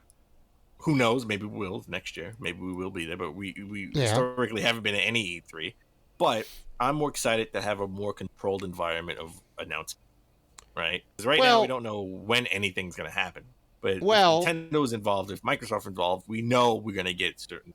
To be fair, outside of Nintendo, everything happened within a week. And most of it happened within a 3-day period, just like E3. Right. It's the same. It didn't feel any different this year. Just that there was no stages. Nothing was on a stage. Sony was a week before. Like I said, everything happened within a week, right? The week after we got everything else. So I want everything to be together. That's just like how Sony does it, right? Sony does their own thing outside of E3. They're always a lone wolf. You never know. They might do it a couple of days before, a couple of days after, or maybe just be spiteful. I know you love E3, but E3 or no E3, Microsoft still has a mediocre conference, according to you. So they do. E3 doesn't add any value 100%. To it. They don't provide any services. We've seen for the last. They let you play. They let you play the game. Well, yeah. But 99% of America is not there. Almost 100% of America is not there. Like 99.99999% of America isn't in that room. 92% of America is not in that room. The other 8% is in there. And you know what? I hope next year we're part of that. And all the cool stuff that the journalists see, they're under NDA. So all the stuff that's out there, we already know about. They don't really give us that much new. Not to say that the journalists are invaluable and this and that, but in this day and age, the internet. They do give us You know, and it's not just journalists. Not a lot, though. Influencers are there too, and they give firsthand experience. You know, like yeah, hey, I know. Firsthand. I'm aware, but we get so much already online that it's not really a lot that's like being uncovered there. I guarantee you, if there was no zombie apocalypse, and we had a normal E3, we would have people talking about we played Hollow Knight, Silksong. We had people playing Forza Motorsport. We had people playing Flight Simulator with the Pelican. We had people playing Microsoft. But we know what Legends. that experience is, right? We had people playing Pentiment, right? We had people playing. Some people got to play Starfield. I can see that. The Starfield. Well, I don't know. A lot of that stuff may have still been under NDA. You know what you can and can't talk about. Well, I mean, it would be controlled. It would be controlled. Well, no, like some of the systems, they may be like, hey, we don't want this out yet, because I'm sure there's more stuff. No. I'm sure there's more stuff in Starfield that they haven't talked about Every year we got Zelda. They were under NDA. When we got Breath of the Wild, they were under not Breath of the Wild, Mario Odyssey. Right? They were under NDA. Right. But they still showed something. They still said, hey, we played it. This is how it felt like. I can't talk about this level, but I can tell you it felt really good. Yeah, and that's what I want to hear, and that's what I want. I want them to tell me, hey, the combat in Starfield felt really good. I can't tell you what planet I visited or they let me visit, but I can't tell you about the crafting yet. But I could tell you the combat felt good. Okay, that's what I want to hear. I'll say this: some of the games that were in these showcases, and I'll talk about them next week. But I played the demos. They're out. So I got some hands-on with some of these games, and some of them are very good. Some of them are okay. But that's what I want to see. I want to see. Here's a demo. It's out now. You can go ahead and play this slice of the game. They're gonna get a demo of Starfield. You're gonna buy it or having. I don't necessarily want a demo of Starfield per se, because I know that's a whole can of worms. Hard to do, but some of the smaller games and whatever, they're out on Steam. You can just play the demos, and that's that's awesome. That's what I want to see. I don't want them all locked away in a convention center in LA that only 10,000 people get to go to. I just want to hear. I want to see my favorite influencers or journalists tell me what they felt, how they felt, or what it felt like to play certain games.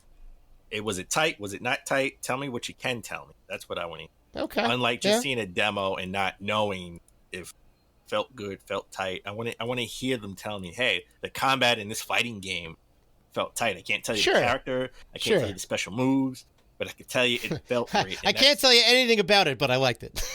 But I liked it. Yeah. And you know what? Yeah, all right. That works for me. Okay.